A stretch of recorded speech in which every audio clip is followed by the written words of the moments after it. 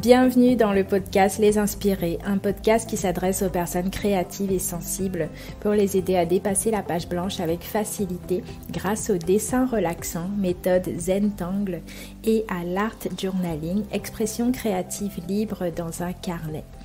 Je m'appelle Gisèle alias Gigi Hook, artiste, coach créative et enseignante certifiée de Zentangle depuis 2017. Envie de créer avec moi et d'être guidée étape par étape dans votre prochaine création, même si vous n'avez jamais dessiné avant, je vous donne rendez-vous sur mon site www.gigihook.fr pour accéder à une vidéo gratuite dans laquelle je vous fais une démonstration d'art inspirée du Zentangle.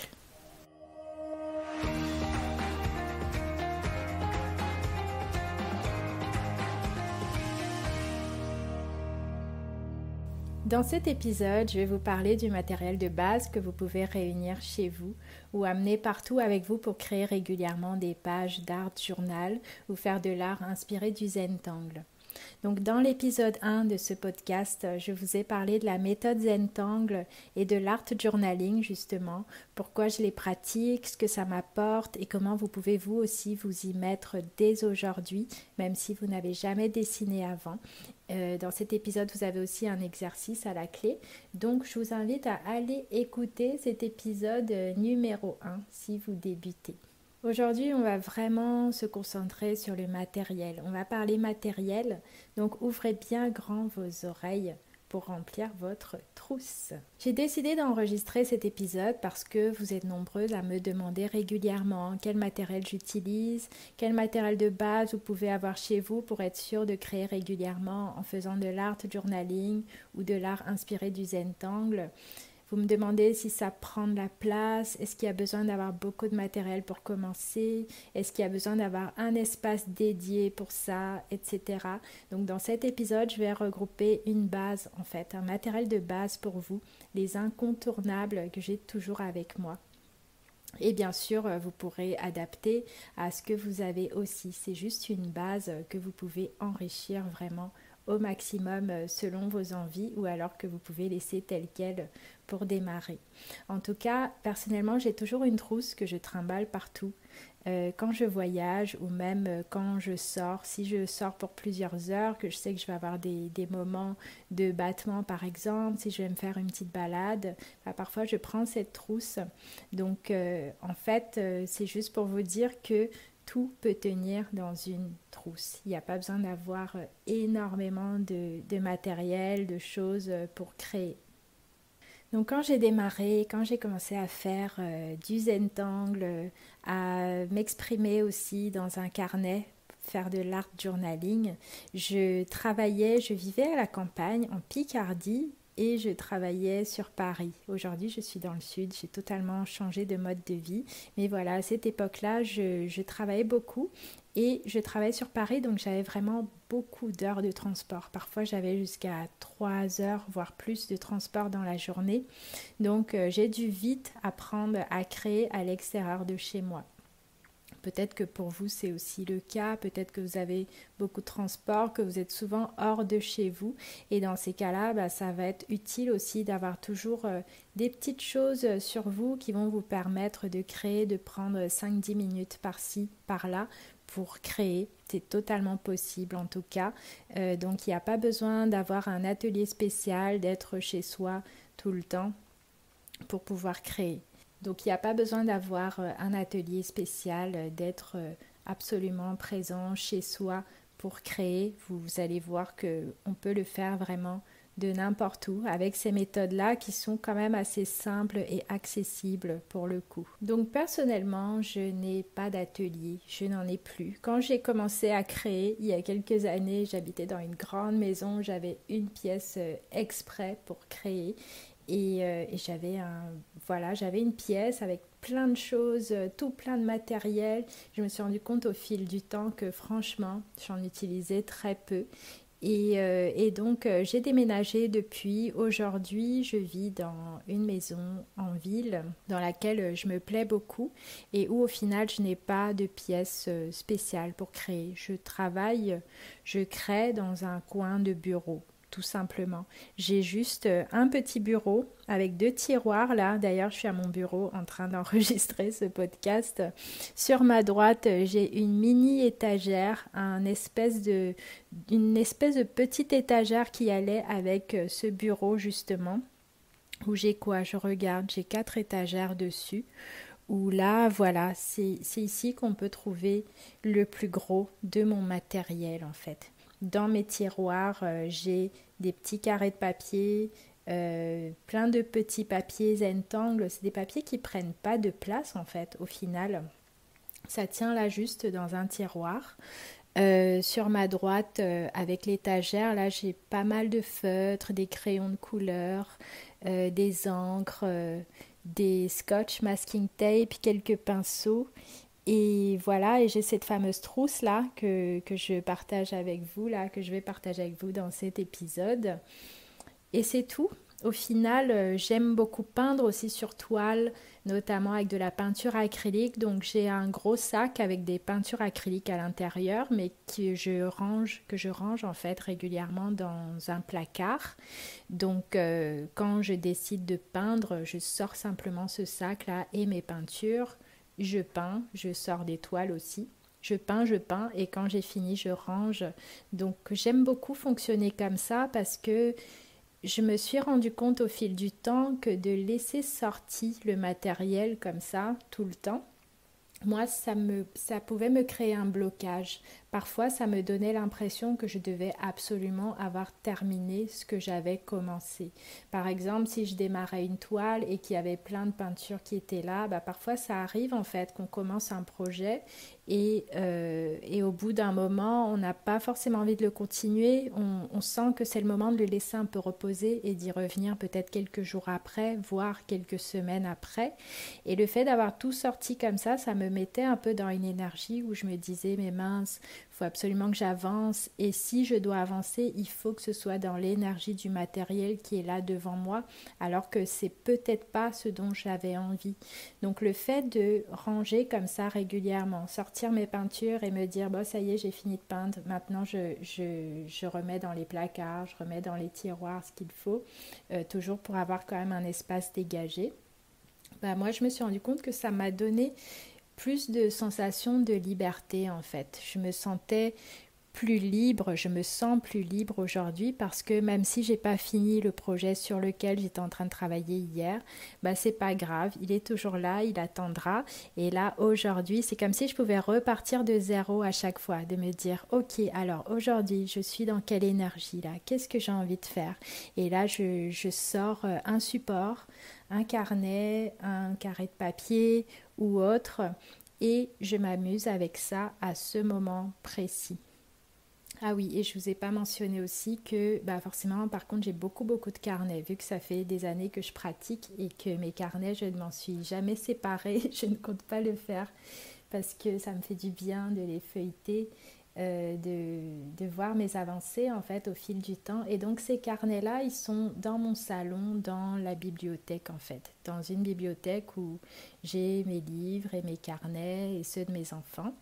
Et voilà, donc je ne les compte pas en fait dans mon atelier et régulièrement quand j'en ai besoin, je vais simplement dans cette bibliothèque là chercher un carnet pour me dire en me disant tiens, dans quel carnet j'ai envie de dessiner aujourd'hui, tiens, je vais prendre celui-là et ensuite je vais à mon bureau pour travailler dans ce carnet là. Voilà, donc ça c'était pour l'aspect, pour poser un cadre en fait, pour vous montrer que justement il n'y a pas besoin d'avoir un atelier. Parce qu'il y a beaucoup de personnes qui me disent ça souvent, oh je rêve d'avoir un atelier ou un coin créatif comme le tien, parce que bah, même souvent c'est pas possible d'en avoir. Je sais qu'il y a beaucoup parmi vous qui utilisent un coin dans leur salon par exemple pour créer, j'ai beaucoup fait ça aussi avant. Vous pouvez faire comme vous voulez et même si vous n'avez pas de coin spécial dédié à ça, comme je vous disais, une trousse, c'est déjà suffisant en fait pour démarrer et pour créer régulièrement. Donc, si vous souhaitez créer régulièrement grâce à l'art inspiré du Zentangle et à l'art journaling, vous pouvez utiliser ce matériel-là dont je vais vous parler. Je l'ai classé en 4 grands ensembles, 4 groupes en fait. Donc le tout premier groupe, c'est le support que vous allez utiliser. Ça peut être un carnet, par exemple, dès que j'ai démarré avec l'art journaling, la plupart des carnets que j'ai, c'est des carnets au format A5 parce que ils ont quand même pas mal d'espace pour créer dedans sans être pour autant un grand carnet A4 dans lequel il faudrait vraiment beaucoup de temps pour créer. J'ai toujours eu cette limitation liée au temps parce que quand j'ai démarré, j'avais déjà des enfants en fait. J'avais déjà 2 enfants qui étaient en bas âge. Donc depuis que je crée, j'ai jamais eu vraiment de longs moments où je pouvais me dédier uniquement à ça. Donc très vite, j'ai eu besoin de pouvoir créer par petites périodes de temps, à pouvoir prendre le temps quand je pouvais, comme je pouvais, 15 minutes par-ci, 20 minutes par-là pour avancer. Et au final, au fil des années, on voit qu'en s'y tenant, en le faisant régulièrement, les choses avancent, les projets avancent et on se rend compte qu'on a fait plein de choses au fil des années en fait, en fonctionnant de cette manière. Donc encore une fois, c'est juste pour vous dire que pour les personnes qui ont peu de temps, c'est aussi possible de s'organiser. Donc voilà, j'ai ce format de carnet que j'utilise beaucoup, qui est le format A5. Et sinon, le format A6 aussi est top, c'est encore plus petit. Donc les petits carnets tout petits, si vous avez encore moins de temps, c'est génial aussi pour s'exprimer. Vous avez dans les supports des petits carrés de papier, ce qui est quand même le support de base quand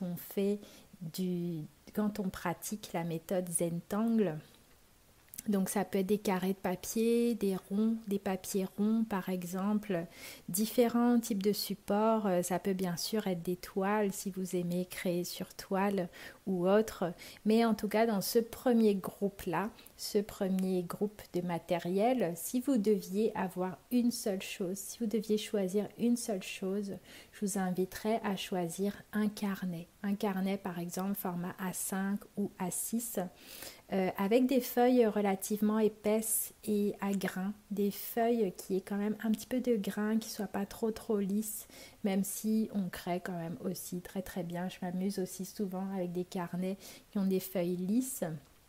Mais voilà, notamment si vous voulez pratiquer un petit peu les motifs Zentangle, avoir plus de liberté pour travailler les ombres et lumières, je vous conseillerais d'avoir un carnet avec des feuilles qui aient du grain quand même, des feuilles qui ont du grain pour pouvoir, qui ait ce côté un petit peu rugueux où vous pourrez venir vous amuser avec le crayon de graphite par exemple à l'intérieur.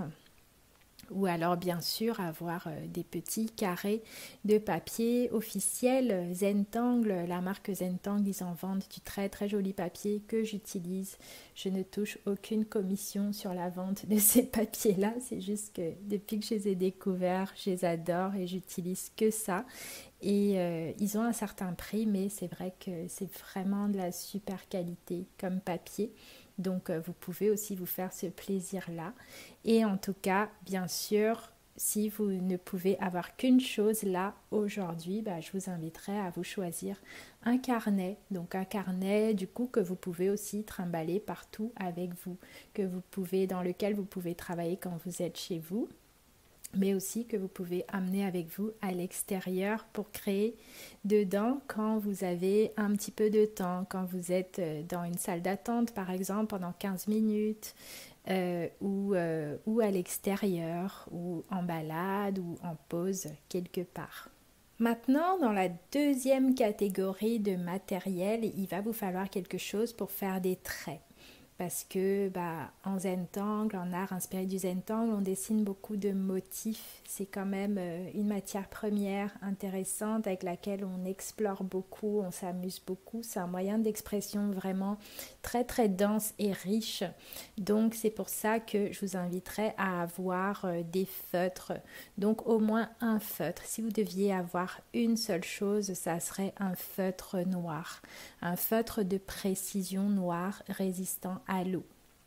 De préférence, bien sûr. Après, si vous n'avez pas de feutre avec de l'encre résistante à l'eau, utilisez ce que vous avez. Le plus important, c'est de pouvoir passer à l'action.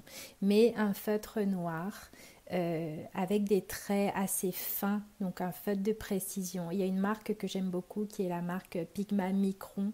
J'en ai testé plein, mais c'est vrai que ceux-là, quand je dessine avec, vraiment, je peux dessiner longtemps, je peux dessiner des heures en étant vraiment toujours à l'aise avec mon feutre. Ils fonctionnent bien, ils tiennent bien et justement, ils ont de l'encre de très bonne qualité qui résiste à l'eau. Ce qui fait que après, une fois que vous avez dessiné vos motifs, si vous avez envie de venir poser de l'aquarelle ou des crayons aquarellables ou d'autres choses, vous n'allez pas être embêté.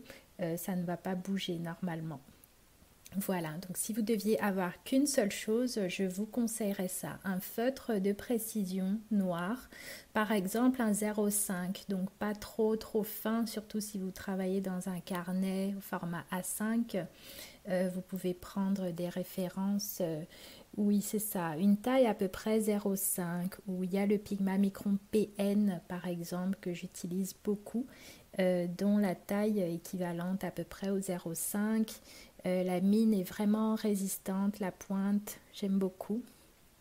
Voilà, donc si vous deviez vous concentrer sur une seule chose là, dans cette catégorie, ça serait ça. Et bien sûr, voilà, vous pouvez en avoir plein. Personnellement, dans ma trousse, j'en ai des dizaines de feutres parce que au fil des années, j'en ai testé plein. J'en ai des gros, des très fins. Il y en a, ça va jusqu'au 10, les feutres de précision. Il y a des feutres encore plus gros. Vous pouvez avoir des feutres de type Posca par exemple, avec des grosses pointes.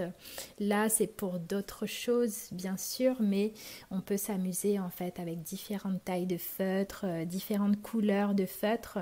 Donc tout ce que vous avez, ce que vous aimez surtout, gardez-le dans votre trousse. Ça va vous aider à créer à ce niveau-là. Donc dans la troisième catégorie, je vous inviterai à avoir toujours avec vous de quoi poser de la couleur. Notamment, voilà, on pratique ici dans ce podcast. Personnellement, moi je pratique beaucoup l'art journaling et l'art inspiré du Zentangle. Donc je ne fais pas toujours que des motifs noirs sur fond blanc. Souvent je m'amuse à mettre beaucoup de couleurs dans les motifs, dans mes pages de carnet, mes pages d'art journal. Donc pour moi, c'est vraiment important d'avoir de la couleur. C'est quelque chose qui m'aide beaucoup à m'exprimer, exprimer mes émotions, mes ressentis. Donc c'est pour ça que je vous inviterai à avoir au moins une chose qui vous permette de poser de la couleur dans vos pages. Donc ça peut être plusieurs choses, ça peut être des feutres aquarellables, j'aime beaucoup.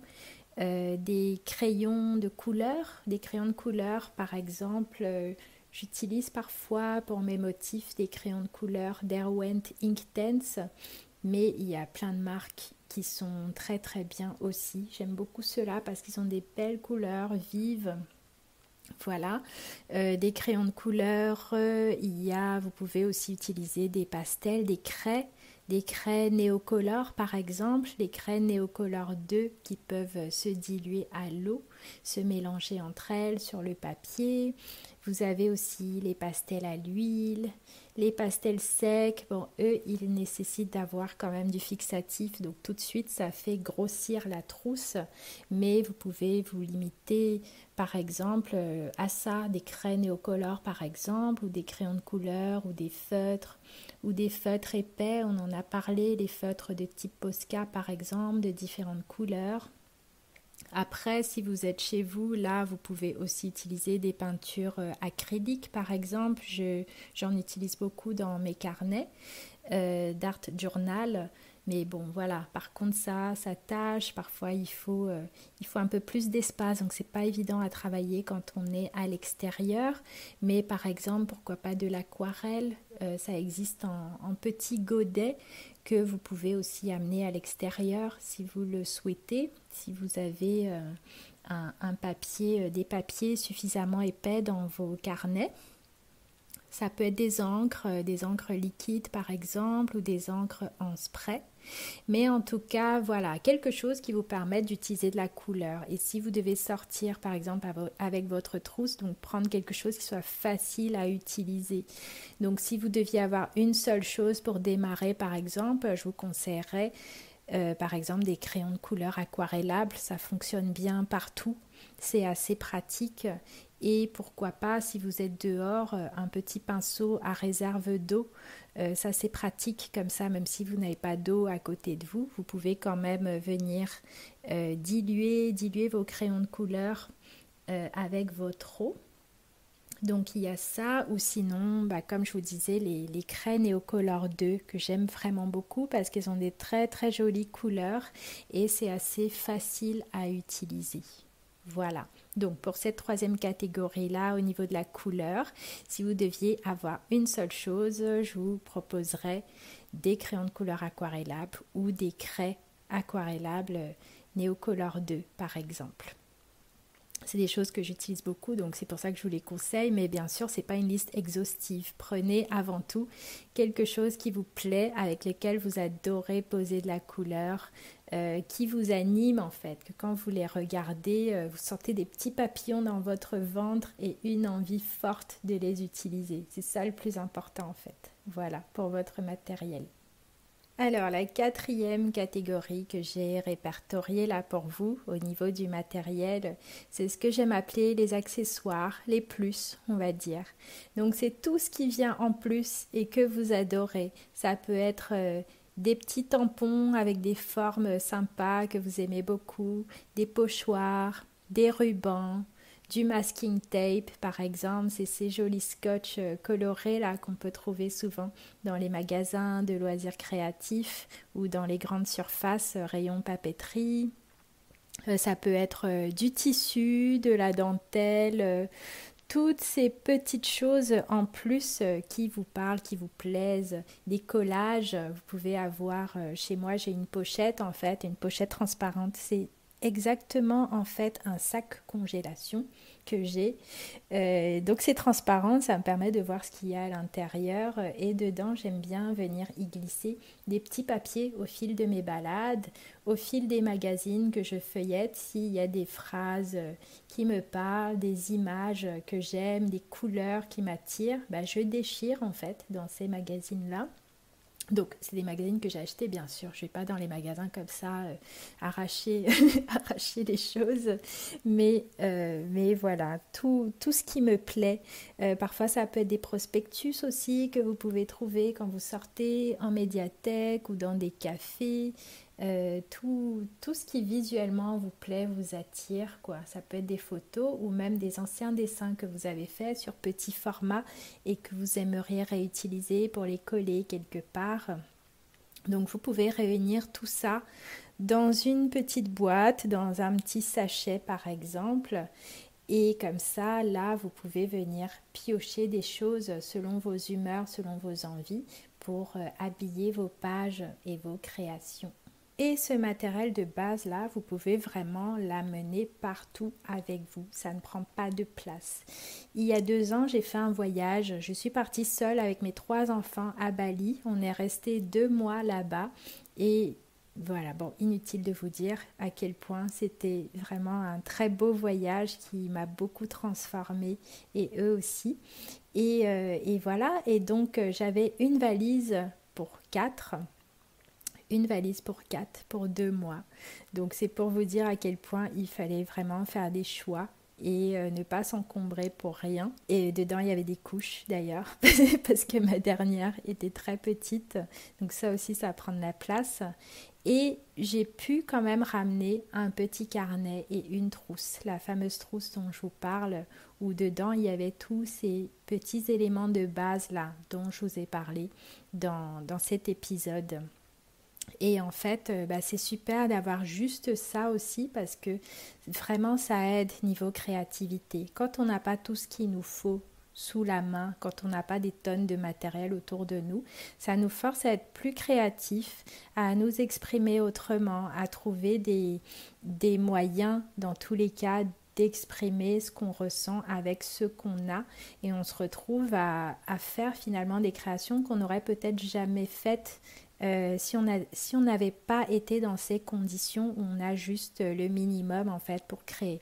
Et puis si vous êtes à l'étranger, ça force aussi du coup à sortir, à rencontrer du monde. À Bali, j'ai rencontré du coup des artistes chez qui j'ai pu aller peindre justement, qui me prêtaient leur matériel pour qu'on peigne ensemble, parce que bien sûr j'avais pas de peinture acrylique sur moi. Et ça permet aussi des beaux échanges, ça force un peu à sortir de sa bulle. Donc tout ça, c'est pour vous dire vraiment à quel point le matériel, ok, c'est cool, c'est important de démarrer avec du matériel, du bon matériel. Mais par contre, ne vous arrêtez pas à ça, quoi. C'est vraiment pas une obligation d'avoir plein de choses. Dans mes vidéos, c'est vrai que souvent je vous montre plein de choses que j'utilise, mais clairement, comme je vous disais, j'ai juste ce mini meuble là à côté de moi et mon bureau qui contient 2 tiroirs, et voilà. Alors que c'est mon métier et que je dessine tous les jours, je dessine et je peins tous les jours. Donc c'est pour vous dire que vraiment il n'y a pas besoin d'avoir beaucoup. Démarrez avec ce que vous avez sous la main. Le plus important vraiment, c'est surtout de passer à l'action et de créer le plus régulièrement possible. Alors, j'aimerais continuer cette conversation avec vous. Est-ce que vous avez beaucoup de matériel chez vous, ou alors pas assez ? Qu'est-ce que vous en pensez là, après avoir écouté cet épisode? S'il y avait une chose que vous voudriez compléter ou acheter, par exemple, dans votre matériel, qu'est-ce que ça serait? Donc vous pouvez poster des photos de votre matériel, celui que vous utilisez le plus, sur Facebook ou Instagram, en me mentionnant @gigihook et avec le hashtag lesinspirésgigihook, et je me ferai un plaisir de venir voir ce que vous avez posté et échanger avec vous. Si cet épisode vous a plu, n'hésitez pas à le partager et laisser 5 étoiles et un avis. Si vous voulez être guidé en vidéo dans votre prochaine création pour découvrir l'art inspiré du Zentangle et l'art journaling, je vous donne rendez-vous sur mon site pour accéder à une vidéo gratuite dans laquelle je vous fais une démonstration d'art inspiré du Zentangle. C'est facile à suivre, c'est accessible à tous. Il vous faut simplement un feutre noir, un carré de papier et un peu de couleur. Rendez-vous donc sur le lien qui est en description de cet épisode ou sur mon site www.gigihook.fr pour pouvoir accéder gratuitement à cette vidéo qui dure environ 20 minutes et qui va vous permettre de démarrer. À très bientôt pour le prochain épisode.